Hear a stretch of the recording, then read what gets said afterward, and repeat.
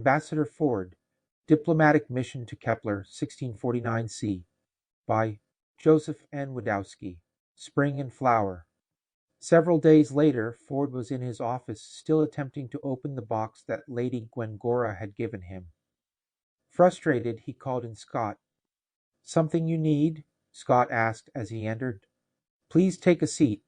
Ford handed Scott the box once he sat. "Do you think you can open it?" Ford patiently watched Scott look over the box, turning it every which way. He too used his fingers to feel for any switches or mechanisms in order to trigger it open. Holding it up to the light, he examined it closely. "Are you sure it can be opened?" Giving up and handing the box back to Ford. "I am sure. It seems Lady Gwencora is testing me, and I am clearly failing the test." Ford placed the box down on his desk in front of him. "I am usually very good at solving puzzles." A knock came to the door. Minister Gorlock entered upon Ford's, calling out for him to do so. Gorlock sat in the second chair across from Ford. Seeing the box on the desk, he stated, confused, "You have a joining box?" Both Ford and Scott looked at Gorlock, stunned by his response to the box. "You know what it is?" Ford asked him. "Of course, it is the joining box. Spring and flower symbolize birth, mating, joining." Gorlock answered as if was extremely obvious. "Why do you have one, though? It is clearly of the house of Grigor." Lady Gwencora. "Yes, she seems to be making a fool of me. I cannot figure how to open it. Every time I see her, she asks me if I have opened it yet, and when I tell her no, she grins from ear to ear." Gorlock gave a light gurgle, which Ford learned was their mannerism of laughter. "You will never open it on your own." "Pardon me." Ford became a bit defensive. "I will have you know, Minister Gorlock, my IQ is actually very high. I'm very good at solving problems." "No offense meant, Ambassador Ford. You could be the wisest Gulgar, and you will not be able to open it on your own." Gorlock was still chuckling in his way at his human friend's aggravation. "The box can only be opened by two, a male and a female. If they hold the box from opposite ends, and they are meant to join, the box will open, spring and flower." Gorlock's explanation calmed Ford. He sat back in his chair, realizing that she was playing a joke on him, knowing he would never be able to open it on his own. "It is very odd for Lady Gwencora to give you such a gift. No wonder she didn't want you unwrapping it in front of me." Gorlock seemed a bit concerned as he thought of her giving this to Ford. "It is a very intimate gift, with her noble house's seal. I recommend your extreme discretion, and not tell any other Gulgars that she has given you this gift." Ford now seemed worried. "Was I at fault to have accepted the gift? You didn't know what was in the wrapping." "To have not accepted the gift would have been a great offense to Lady Gwencora and her noble house." Gorlock was curious. "Are you attracted to Lady Gwencora?"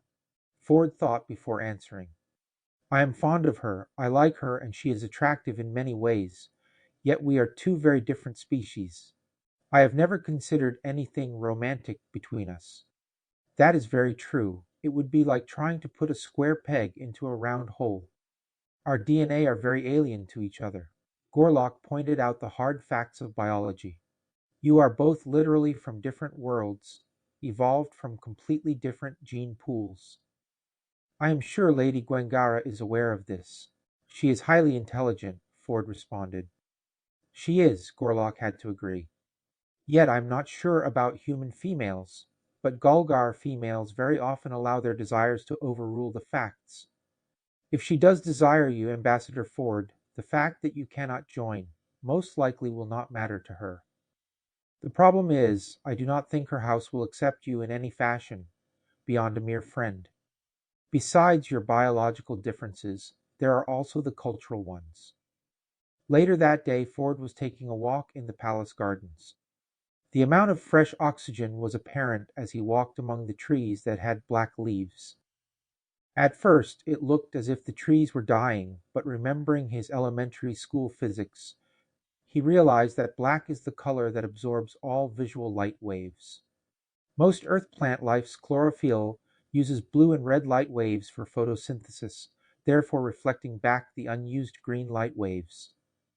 The plant life on Kepler-1649c, with less light from their sun, uses the entire visual light wave spectrum, making their leaves a deep black in color. Ford enjoyed the additional oxygen their plants created, yet ecstatically he admitted to himself he preferred the lush greens of Earth's plant life.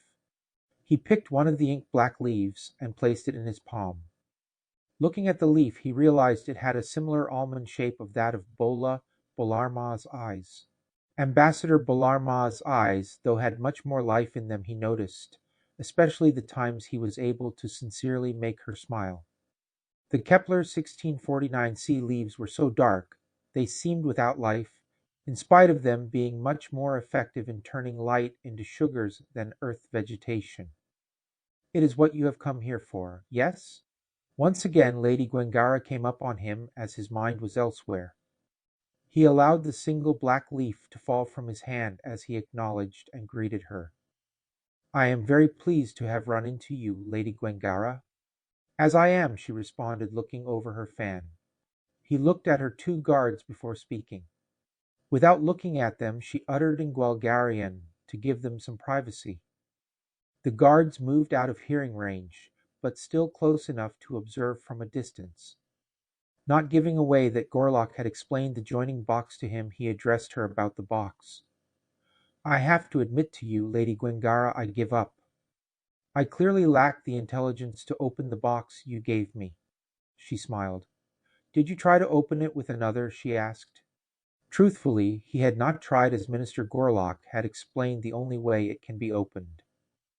"No, my lady, I have not. I did ask Mr. Scott to give it a try, yet he admitted defeat in only a few minutes, as he would not have been able to."